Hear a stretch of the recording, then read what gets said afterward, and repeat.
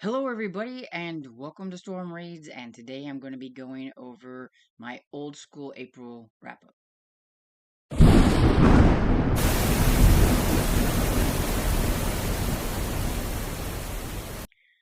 Okay, so today I'm going to be doing my old school April wrap up, and what I'm basically going to do is just kind of go down like the list of the books that I read, the movies that I watched, and stuff like that, and then we'll have like my estimated total points because I do think that I didn't calculate some things very well.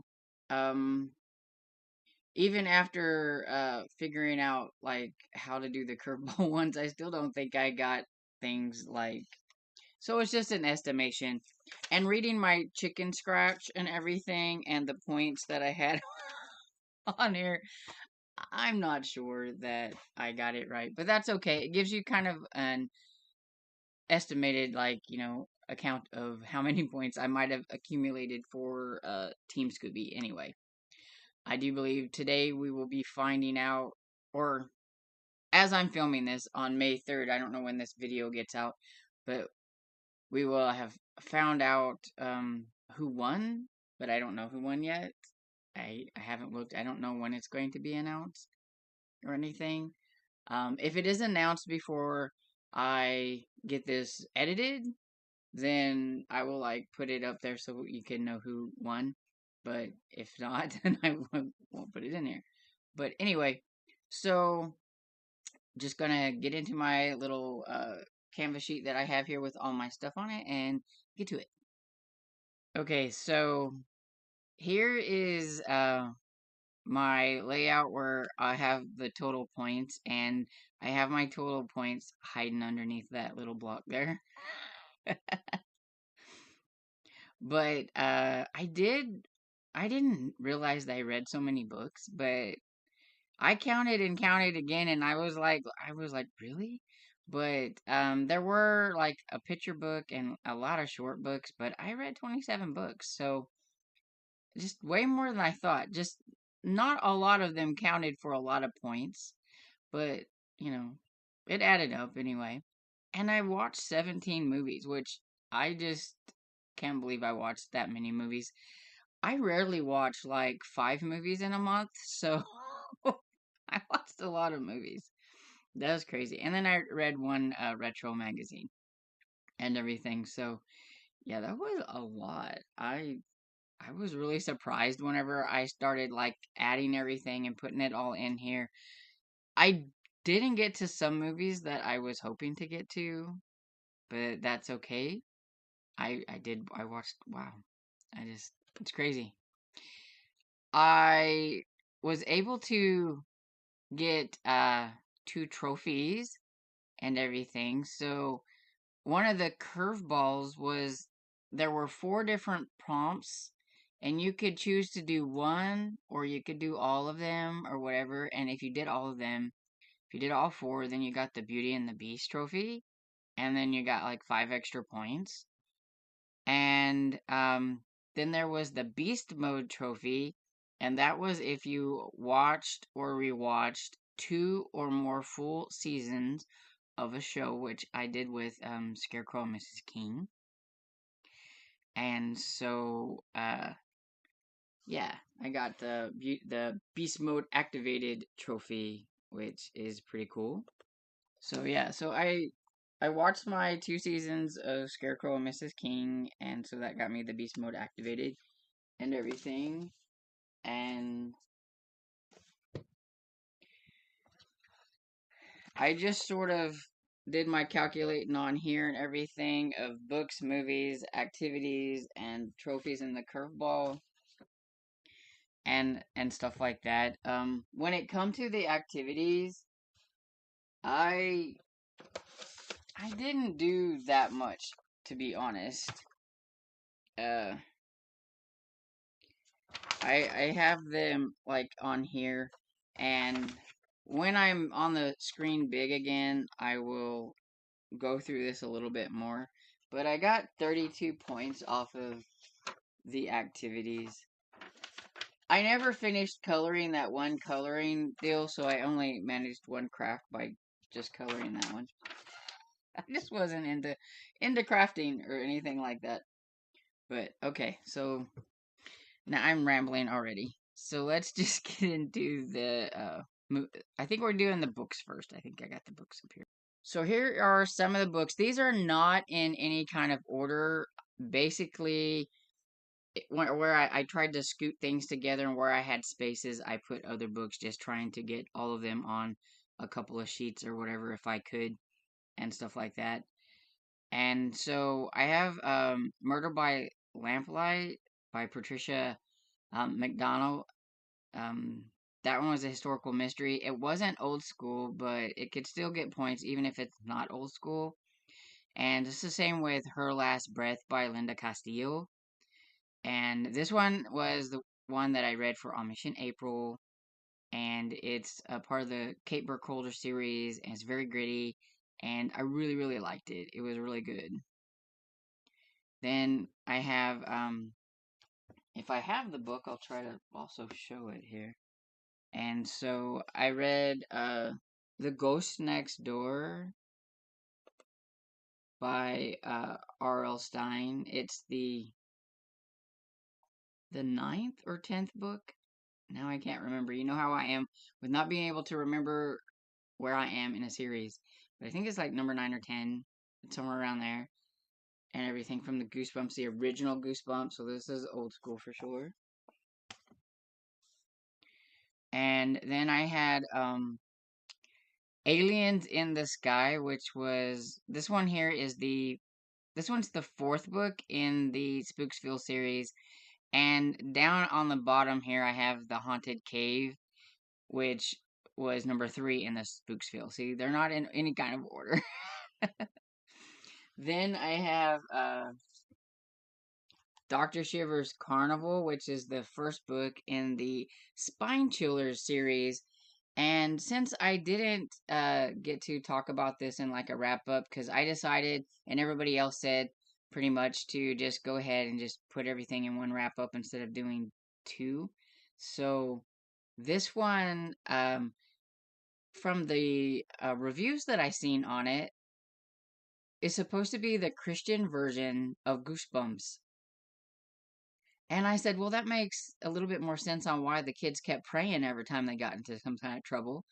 But that was the only difference that I could find in this spooky little middle grade book, was that the middle schoolers would pray sometimes and everything. But it was fun. And I mean, it was from 96. And so I'm sure it was one of more of the first ones to do like these freaky carnivals.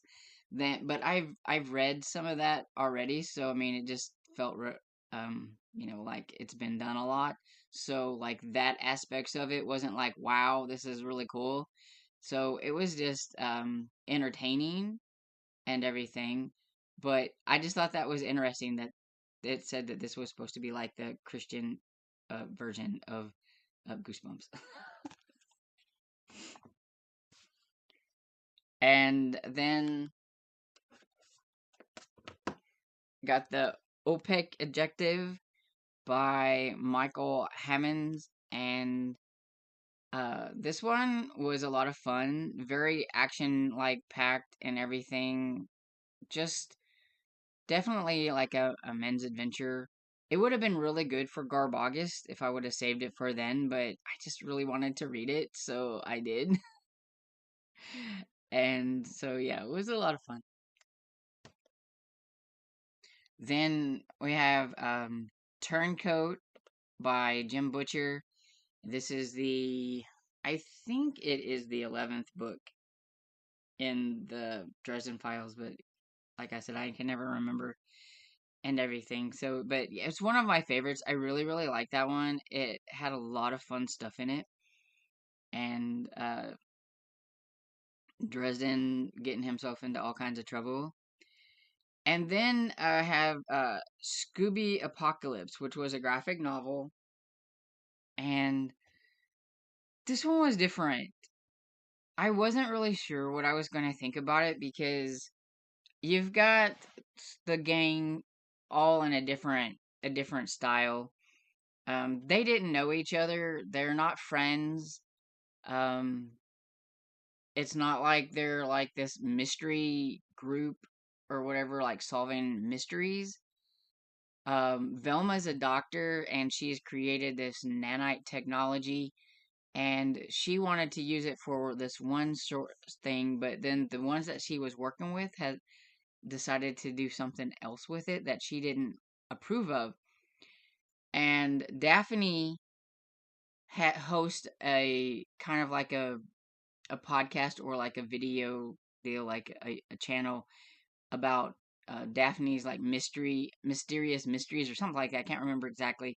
And Fred's her cameraman, so they know each other. They went to college together, and that's how they know each other.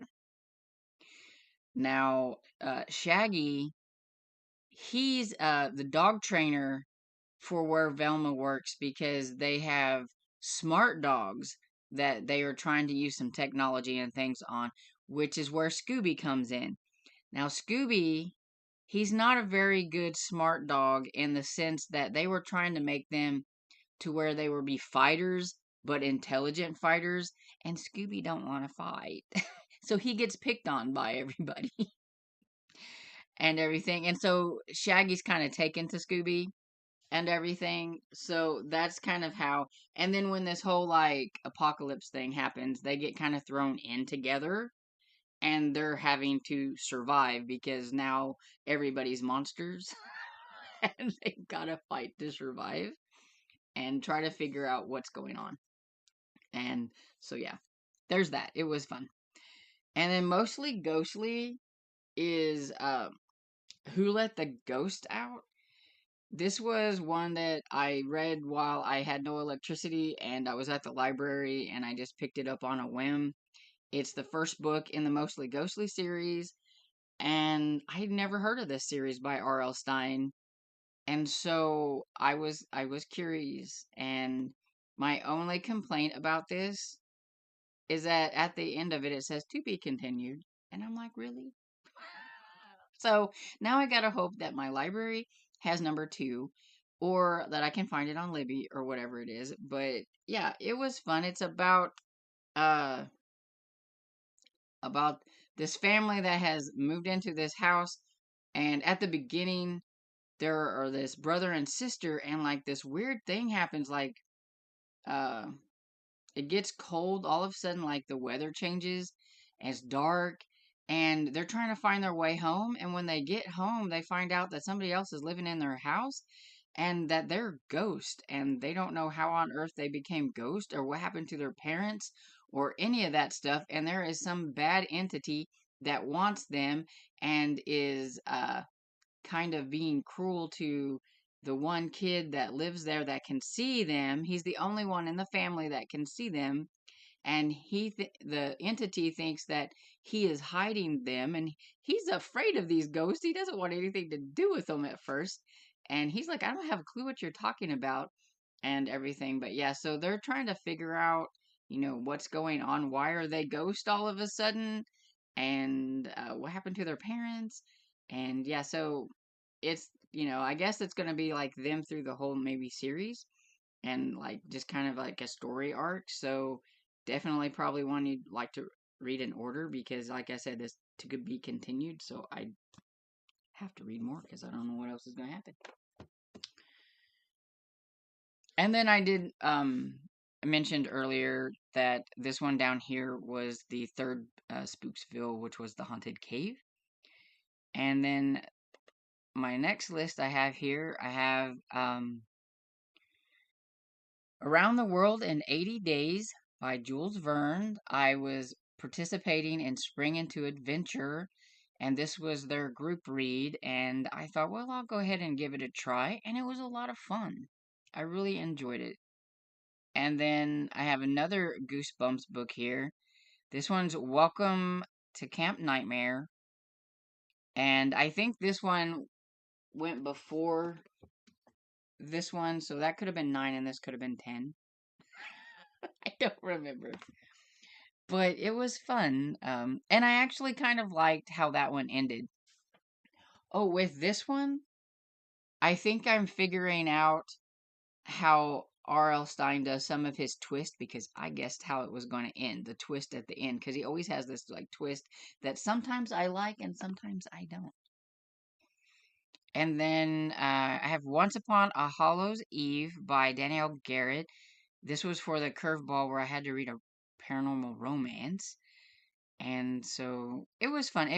It says it's part of a series, but it came out in 2017, and it's the only one linked up on that as a series.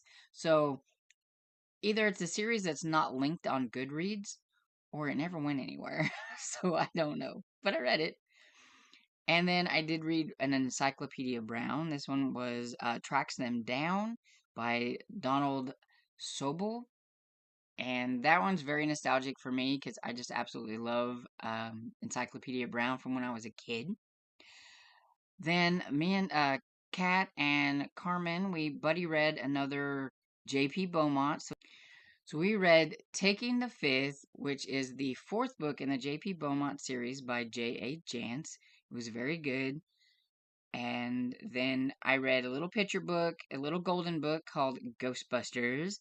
I don't remember like who wrote it or anything. So if I'll look it up and I'll have to put it like down here. And then finished up the trilogy of the Emergency Dessert Squad.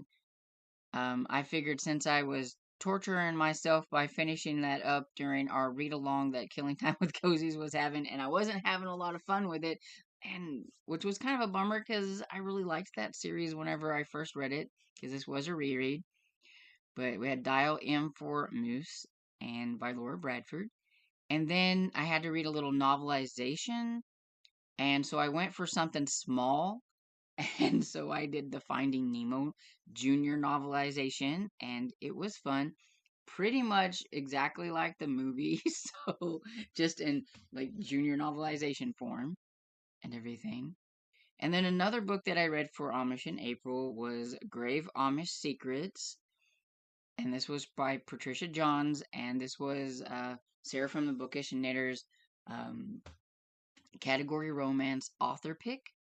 And so I was glad that I got that in. I only got 2 in for Amish in April, but I figured, 2 was better than nothing. And I just wasn't in the mood for the cozy mystery ones that I had picked out at the time. So, and then here's my wrestling magazine. It was called Wrestling 86, and it was just all about some wrestling that was happening there in 1986 and just some articles on some different wrestlers and things. Some of them I remember from when I used to watch wrestling during that time period in 1986, and and then some of them I didn't really know very well, but it was still fun.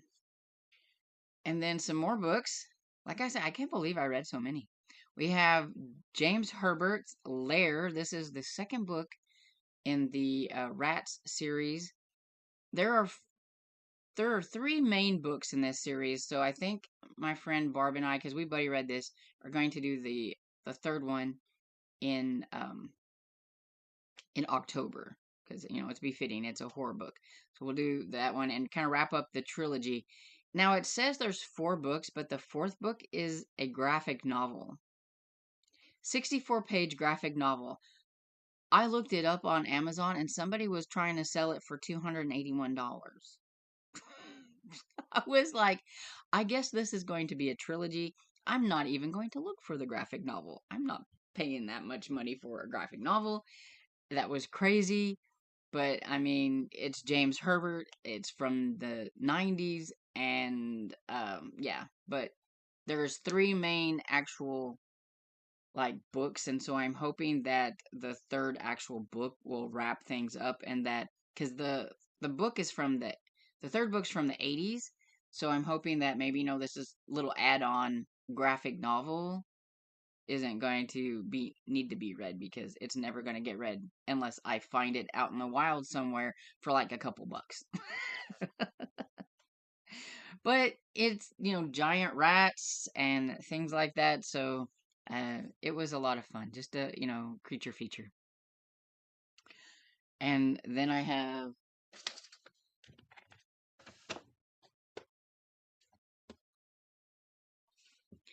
I have a cool picture of Cinderella After Midnight there, but this is what mine looks like. It's not as cool as that one because this one's like a generic cover that they did a lot of reprints on and everything for Cinderella After Midnight, but this is what the actual cover would have looked like here. This one with the green and that got the couple on here and everything. But I enjoyed this. Then I finally read the third book in the Reacher series. I have been trying to get to this book for a while now. It was really long. And I like Reacher, but I kind of think sometimes that the books are just a little too long. But it was still enjoyable, still fun, and everything. So we have Tripwire by Lee Child, and then we have The Deadbeat by Robert Bloch, which, here's my take on this one. Either this was super boring because I had to eyeball read it, and I thought Psycho was a lot of fun because I listened to it on audio. Now I'm wondering if I would have read Psycho, if I would have liked Psycho as much as I did, because this was very, very slow. And it's supposed to be a suspense, and I didn't feel like it was suspenseful at all. And the ending was definitely different, but yeah, I wasn't a huge fan. Probably the book, though, that I hated the most was Garbage Pail Kids by R.L. Stine. This one was Welcome to Smellville. It was the first book. It was only a couple hours to listen to, but it was really hard to listen to because it was so over the top and silly and gross. And look at the cover. I mean, you've got these ugly little garbage kids, and they're each of them represents weird, snotty, gross worm things. It was gross. And it didn't make a whole lot of sense, to be honest. And then the next one I have is Throwback by Peter Larangis. And this was a book that I had out from the library. I had to take it back, but I had it out from the library the month before and I just hadn't got to it. So I just went ahead and read it and everything. And it's a time travel book. So, it kind of is old school. You get to go back in time and everything. It's the first book in I think, a trilogy and everything. And I thought it was pretty decent. And then we have Goosebumps House of Shivers. It's the fourth. Is it the fourth book or the fifth book? I think it's the fourth book. Yeah, I think it's fourth book. In the House of Shivers, which is just one of the Goosebumps spin-off series. It's a newer one by R.L. Stine. This one just came out this year and everything, but it still fit, in with the Rita Goosebumps book. So there's that, and it was okay. The fish, though, I didn't feel like the description of the fish in the book was as scary as that fish looks. And then, of course, I did have a rollover, which was Rebecca. I had only gotten so far into it and decided to save it for Old School April because I could get some points and things for it. And by Daphne du Maurier. And I will have to say that I definitely like Jane Eyre better. I thought this one was okay. I didn't like how it ended, though. So I think it depends on how you like the ending and just the whole book as a whole. It was very atmospheric and everything, but yeah, Jane Eyre would definitely be my favorite. And this kind of, I know that Rebecca was kind of mirrored off of Jane Eyre, and you can kind of tell, but definitely its own book and definitely different and everything, and it was okay. So that's all the books. And so then we have the movies. And so for the movies, I got Alligator and Alligator 2. They are probably some of my favorite old school horror creature feature books. Creature feature movies. I watch them all the time. especially the first one, Alligator. It is definitely my favorite. I watched Around the World in 80 Days, the one with Jackie Chan. It was the only one that I could find that was free that I could get, even from like the library. I couldn't find any and everything. And it was just not the book. It was silly. It was so different and everything. It was okay in its own right if you just think of it separate from the book, but I was a little disappointed. Then I watched Flight of the Navigator, and then I watched this documentary called Life of a After Navigator, which was about how the guy that played the main character, the boy there, how he um, kind of had a little bit of a life of crime and drug addiction and things like that, and he had went to jail, but he has now gotten his life straightened up and is even starred, like, well, not starred, but like had like little bits in some movies and shorts and stuff like that. He's trying to get his life back together and all that stuff. So I thought it was pretty cool. But yeah, it was very interesting, and it also had behind the scenes looks at like how they made the movie and stuff, which was really interesting. And then I have Gremlins and Gremlins 2. And I definitely say that Gremlins is definitely the better one out of the two. Gremlins 2 really was just kind of supposed to be, I think, kind of a make fun of Gremlins. The first book, the first movie, by making this one, it was definitely more slapstick and not as spooky as I thought like the Gremlins was. And then, of course, I watched E.T., which was fun. And when I was in my 20s and I rewatched it, I thought it was boring. But this time I thought it was interesting. It was better. So I don't know. It just goes to show you how, like, your taste as you get older, like, things change and things you didn't like, you like, and things you liked, you don't like anymore or whatever. So that's interesting. And then I watched Ghostbusters, the OG Ghostbusters, the best one of them all. And then I watched Critters, which is about these little fuzzball things and everything. It was definitely a lot more like, I don't know. I think I thought when I watched it when I was younger that it was more funny than it was. I thought it was a little bit more like spooky. I was trying to capture the little fuzzballs not gnawing on somebody, and it was very hard.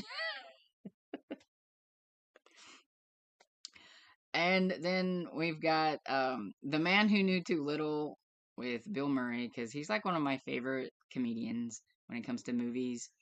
And then Grizzly was a lot of fun.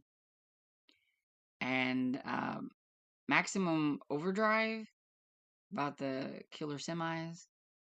And It Takes Two. That was fun. I got extra point because it was a host recommendation. I didn't really go into host recommendations much, I noticed. Then we have King Solomon's Mine and Fright Night, the OG Fright Night and everything. And then the Octagon. And I realized that I don't have a book, or not a book, but a movie on here. And that was, let me see, I know it's on here. That's why I said I'm not organized by any means. The Giant Spider Invasion from 1975, because that was my birth year movie, and I didn't put it on here. So, sorry about that. It's not on here. Maybe I'll flash it on the screen real quick so you can see it. But, yeah, I can't believe I forgot to put that on here.